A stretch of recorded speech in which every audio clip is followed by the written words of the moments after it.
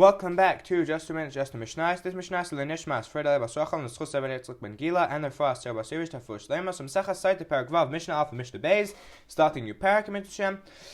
Misha Kine Liishta V'Nisra. So we have a case, and now we're carrying on with the typical Sotah. We took a little bit of a tangent last parak. We have a woman here where her husband warned her, don't go into a private room with this man. V'Nisra, and she ignored the warning. V'Afilu Shama Me'oif HaPareach, even if the man heard. It means literally like from a chicken, like from a chicken's call, meaning he heard from anyone whatsoever, even an aide who's postal aider, so he isn't allowed to hit aides from, that his wife did avera. So Yotzi Viting Shua, so then he can divorce her, but he has to give her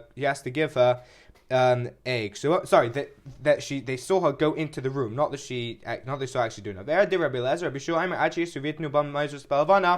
Rabbi Shua says that in basically that an apostle, an aide who's postal aidus doesn't work as an aide, but if there's like rumors basically circulating, like he hears the women gossiping about it, so then he can divorce her. Mishnah Beis Amar Eid Echad, if a single witness comes, and we know that we need in halacha we need two witnesses. Aniri Siyah Shanit Meis. And they say, we saw this woman going into private with this man and doing avera with him. So then she doesn't have to drink the water, and she gets divorced, but she doesn't get ksuba because there's only one aid. And even if it's her slave or her maid. So maidservant. So in all these cases, even though usually the slave or maidservant isn't allowed to be a witness. So in this case, so even them there we believe them. Just that she gets divorced, and she also doesn't get ksuba.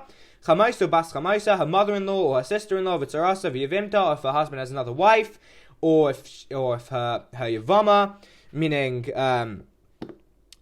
her yavama, which is the wife of her brother's the wife of her husband's brother, so sister-in-law, I guess. I think it's a sister-in-law. So in these cases, even though usually we say that these people hate her, so we have a proof from here that it's official that we have a source that mother-in-laws hate their daughter-in-laws. Anyway, so even though usually these people would sometimes give edus to lie, they would be witnesses specifically to lie against her. So even with all that, we still take their edus, we still take them as witnesses, but she doesn't have to drink the water. But she also then has to get divorced, and she doesn't get her ksuba, and those are these mishnayos.